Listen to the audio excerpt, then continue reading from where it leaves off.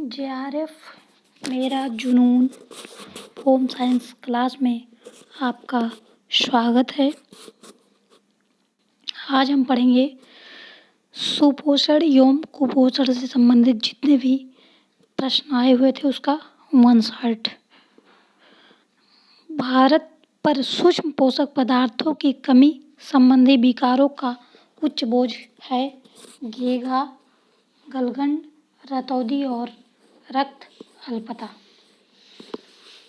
जो घेघा होता है वो IDD आयोडीन डिफिशियंसी डिसऑर्डर इसे कहते हैं, इसकी कमी से होता है। और रतौंधी VAD यानी विटामिन A डिफिशियंसी डिसऑर्डर, इसकी कमी से रतौंधी होता है।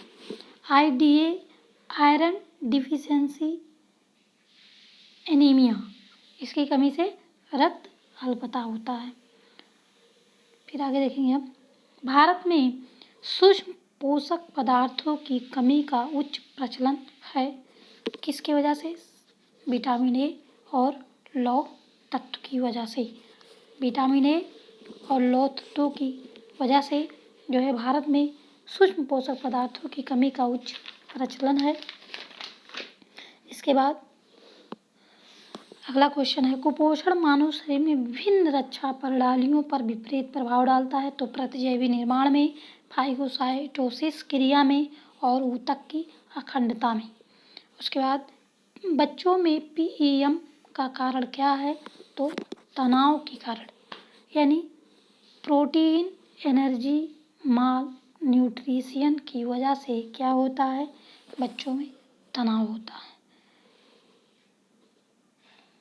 भारत में पोषक तत्व की अधिक कमी से सर्वाधिक रूप में पाई जाने वाली बीमारी तो कौन सी बीमारी है?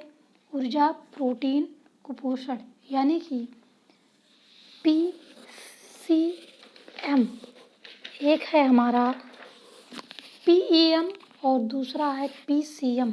तो PEM के विषय में हम पहले ही जान चुके हैं। PCM क्या होता है?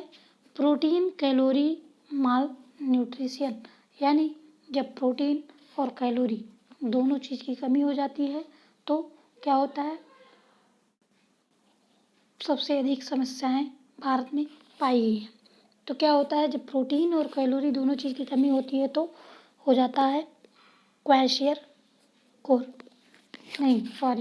तो मेरास्मस होता है। और जब मात्र प्रोटीन की कमी होता है तो क्वेशियरकोर हो जाता है। और क्वेशियरकोर 1 से 5 साल के बच्चों में होता है और मेरास्मस जो है वो 1 साल के बच्चों में अधिकतर देखने को पाया जाता है। ठीक है, अगला प्रश्न हम पढ़ेंगे, सुमेलित करने के लिए आया हुआ था। ये नेट का क्वेश्चन रहा होगा। नेट के प्रश्न में हमेशा सुमेलित करने के लिए पूछता है। तो स्टीएटोरिया कुपोषण है। न्यूरोसाइक्रेटिक हेपेटिक एन्सेफेलोपैथी, मूत्र में प्रोटीन की अत्यधिक क्षति नेफ्रोटिक संलक्षण से और प्लेटलेट एकत्रीकरण CVD द्वारा होता है। अगला है आहार सर्वेक्षण। तो आहार का सर्वेक्षण FAQ के द्वारा मनोमित MUAC और जीव रासायनिक HV रोग विषयक बीटॉट स्पॉट।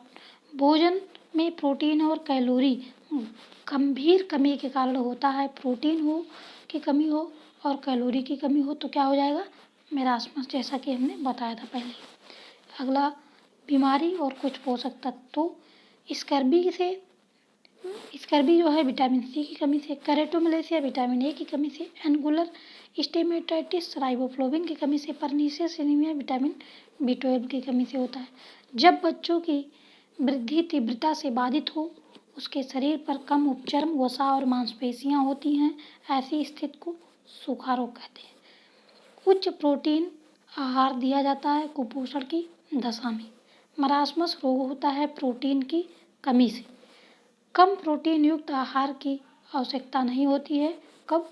कुपोषण में। त्वचा झुर्रियों युक्त एवं उसका रंग पीला होना लक्षण प्रदर्शित करता है कुपोषण का। मोटापे का कारण ज़्यादा खाना, अधिक खाने से मोटापा हो जाता है और फ्लोरोसिस नामक 2 समस्याएं उत्पन्न होती हैं मोटापे से। और मैरास्मस बीमारी पाई जाती है 1 वर्ष से कम के बच्चों में, जैसा कि बताया गया पहले ही। प्रोटीन, एनर्जी, माल न्यूट्रिशन की कमी से होता है। प्रोटीन, कैलोरी, माल न्यूट्रिशन की कमी से। और मैरास्मस से प्रभावित बच्चा चिड़चिड़ा होता है क्योंकि वह कमज़ोर हो जाता है। मैरास्मस से प्रभावित बच्चे कैसे हो जाते हैं? कमज़ोर हो जाते हैं, जो है इनके चेहरे गोल हो जाते हैं और बंदर की तरह दिखाई देते हैं। और क्वाशरकोर से इसमें क्या होता है? चेहरा चंद्रमा के आकार का हो जाता है और शरीर पर धब्बे पड़ जाते हैं, त्वचा सफ़ेद हो जाता है और बच्चे ओडिमा से ग्रसित हो जाते हैं। और आगे, कुपोषण तथा में गहरा संबंध होता है चिंता में। जब व्यक्ति या बच्चा कोई कुपोषित होगा तो चिंता के कारण। पायरिया रोग होता है कहाँ? दांतों में। प्रोटीन की कमी से होता है क्वाशरकोर रोग। और वसा की मात्रा बढ़ा दी जानी चाहिए किस स्थिति में? कुपोषण की स्थिति में। पौष्टिकता की बढ़ोतरी से होने वाली 2 बीमारियां फ्लोरोसिस और मोटापा होती हैं। और इम्यूनोग्लोबिन नाम से भी जानी जाती है, तो किसको? एंटीबॉडीज को। शरीर में पोषक तत्वों की कमी व अधिकता से प्राय क्या होता है? कुपोषण होता है। और इसके बारे में, कुपोषण के बारे में या पोषक के प्रकार के बारे में हमने आगे अगली जो वीडियो में डाली थी उसमें बताई हूँ, जिसको जानना हो वो अगले वीडियो से देख लें। और आगे हम पढ़ेंगे अब संतुलित आहार से जितने भी प्रश्न आए हुए थे 59 में 10,000 क्वेश्चन करवाए जाएंगे। टोटल कितने क्वेश्चन? 10,000 क्वेश्चन कराए। और साथ में जो टॉपिक चलेगा, जैसे संतुलित आहार है तो संतुलित आहार के विषय में मैं कुछ तथ्यों को बताते हुए भी चलूँगी।